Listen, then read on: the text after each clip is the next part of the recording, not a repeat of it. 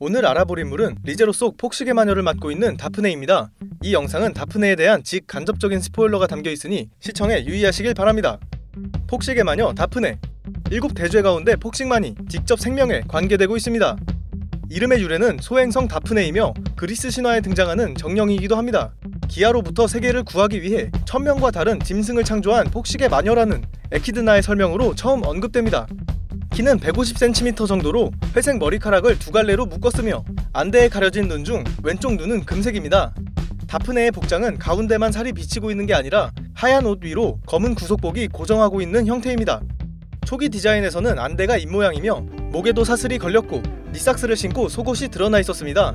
평범한 13살 정도의 어린아이처럼 보이지만 겉모습이 이질감을 들게 하는데 관 쪽에서 사슬과 구속복으로 얽어매고 두 눈을 검은 안대로 봉한 다프네는 일반적인 모습을 한 다른 마녀와 달리 겉모습에서 특히 위험하다는 인상을 줍니다. 소비하는 칼로리를 최소한으로 줄이기 위해 스스로 구속한 것이기 때문에 원한다면 쉽게 풀고 다시 채울 수도 있습니다. 다프네는 400년 전 세계에 재앙을 안겨준 인물입니다.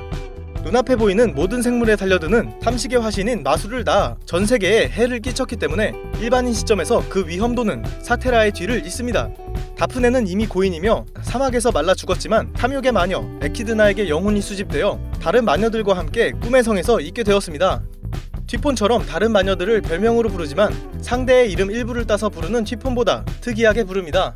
에키드나는 드나드나, 미네르바는 네르네르, 세크메트는 메트메트, 튀폰은 튀튀, 카밀라는 밀라밀라, 사테라는 테라테라지만 스바루는 바루바루가 아니고 스바룽입니다.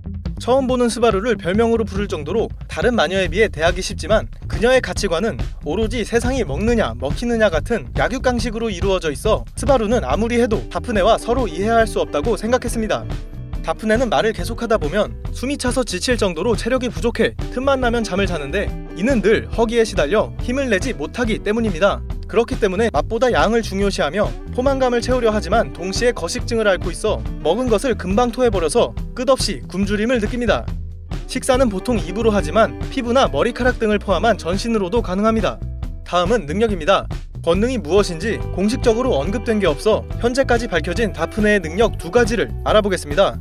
먼저 왼쪽 눈을 본 상대에게 자신의 기하감을 심어주는 능력입니다. 스바루가 다프네와 만나기 전 에키드나가 눈 마주치는 걸 피하라고 한 것도 이 때문입니다. 원래는 다프네가 스바루에게 자신의 강렬한 공복을 체험시켜주기 위해 왼쪽 눈의 안대를 넘겨 한쪽 눈동자만 스바루에게 보여줍니다. 왼쪽 눈은 금색이었으며 눈을 쳐다본 스바루는 잠시 후 미칠 듯한 공복을 느끼게 되어 자신의 손가락을 먹고 떨어지는 피도 아깝다고 생각해 그것으로 목의 갈증을 해소하려 합니다. 이후 스바루는 미네르바에게 치유되지만 다프네의 눈을 쳐다보는 장면은 서적판으로 만들어지면서 생략되었고 그대로 애니에서도 방영되지 않았습니다.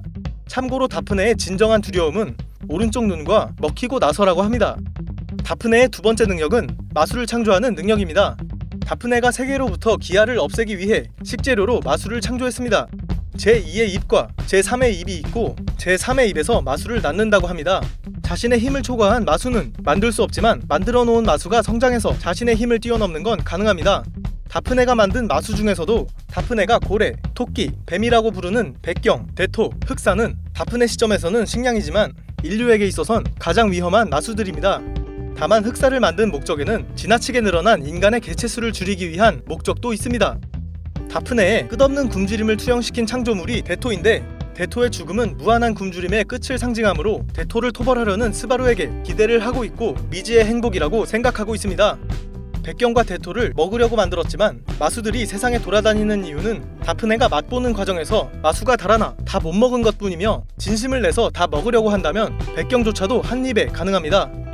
다음으로 알아볼 것은 백조관입니다. 진해관이라는 이름으로도 불리는 이 관은 배고픔에 시달리는 다프네가 낭비되는 칼로리를 줄이기 위해 이동용으로 만들어낸 검은 관 모양의 다프네 맞춤 마수입니다. 평소에는 관이지만 다프네의 뜻에 따라 아래에서 발이 나와 빠른 속도로 이동이 가능하고 다프네가 관에서 떨어지지도 않고 움직이지도 않기 때문에 다프네의 모든 생리현상은 관이 처리하고 있습니다. 백조관은 마수지만 다프네 손발의 연장 같은 것이므로 영혼이 없고 사고 능력이 없기 때문에 선악의 개념으로 권능을 사용하는 튀폰의 천적입니다. 다음은 다프네의 과거입니다. 다프네가 살던 지역을 다스리는 한 남자가 불치병에 걸려 나날이 쇠약해질 때 죽음에 겁먹은 그는 연명하기 위해 모든 수단을 동원하고 금기의 술법까지 손을 댑니다. 남자의 병을 고치기 위한 금기의 술법으로 많은 사람들이 도구처럼 희생되고 다프네마저 실험되었지만 다프네는 죽지 않고 멸망하지 않는 육체와 솟구치는 힘을 얻고 살아남았습니다. 남자는 실험의 성과에 기뻐하며 다프네의 구속을 억지로 풀지만 다프네가 깨달았을 때 주위엔 아무도 없었습니다. 다프네는 아무것도 기억이 나지 않고 아무것도 모르는 상태. 온몸은 구속되어 있고 잔혹하기까지 한 굶주림과 갈증에 사고 능력은 사라지고 기억이 잠식당합니다. 다프네는 성의 모든 음식물을 먹어치우고 토해내고 토한 것을 다시 먹고 토해내고를 반복합니다. 마지막에는 벽을 갉아먹고 옥좌를 씹어먹고 융단을 물어뜯어 이가 빠지고 입이 찢어질 정도로 다프네는 미쳐 있었습니다. 죽지 않은 몸으로 굶어 죽는다라는 생각과 함께 극한의 기아를 느끼자 마침내 다프네는 환상을 보게 됩니다. 아무도 없을 터인 성에서 개떼가 뛰어다니는 것을 본 다프네는 환각이라도 상관없고 마음만이라도 충족되고 싶다고 생각합니다. 다프네는 기어가 짐승에게 달려들어 씹어먹고 환각에 형태가 있는 것을 느낍니다. 그렇게 먹고 채우고 뱉고 마시고 흘린 결과 마수가 만들어지고 마수들을 먹다 어느덧 다프네의 구속은 풀려 자유가 됩니다. 마수들은 세계 여기저기에 흩어지고 다프네의 공복은 채워지지 않았지만 언젠가 충족될 배고픔과 갈증을 위해 질려버린 성을 떠납니다. 여기까지가 작가 공인 마녀들 중에서도 가장 마녀 같다는 다프네의 과거였습니다. 마녀들에 관한 것은 아직까지 많은 정보가 주어지지 않고 있고 다프네도 마찬가지입니다. 다프네가 죽은 장소는 6장에서 등장하는 아우구리아 사구로 추정됩니다. 아우구리아 사구는 플레이아데스 감시탑에 가기 위한 필수 관문으로 장소가 마수의 소굴인 점과 도끼가 진하게 감돌고 있는 점 때문입니다. 왜 다프네가 사막에서 말라 죽었는지 자세한 것은 불명입니다. 여담으로 다프네는 폭식의 대제주교와 만나면 음식에 대한 견해 차이로 다프네가 화가 난다고 알려져 있습니다. 다프네는 배고픔을 채우기 위해 무엇이든 먹는 반면 자격이 있는 것만 먹는다거나 같이 먹는 상대를 더 중요하게 생각하는 인물이 있기 때문입니다. 여기까지 폭식의 마녀를 알아보았습니다. 시청해주셔서 감사합니다.